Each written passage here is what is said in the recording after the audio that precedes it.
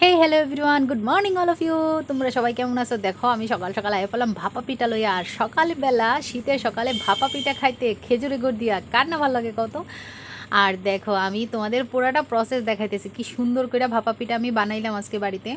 তো যাই হোক, আমি ফার্স্ট টাইম ভাপা পিঠা বানাইতেছি। আমার ভাপা পিঠার ইয়েটা কেমন লাগছে সবাই একটু কমেন্টে জানিয়ে দিও। আর এটা আমাদের একদম গ্রামের স্টাইলে আমরা ভাপা পিঠাটা বানাইতেছি। আর পিছনে আমার মা আমার সবটা দেখাই দিয়েছে, এইভাবে এভাবে কর, এভাবে এভাবে কর। তো আমি এভাবে এভাবে ভাপা পিঠা বানাইছি।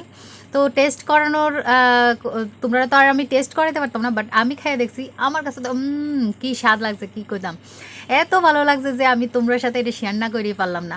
মাটির চুলা আর শীতের সকাল, আর সাথে যদি থাকে খেজুরের গুড় দিয়ে ভাপা পিঠা, কেমন লাগে বলো তো। আর এই তো আমার রেডি হয়ে গেছে গরম গরম ভাপা পিঠা।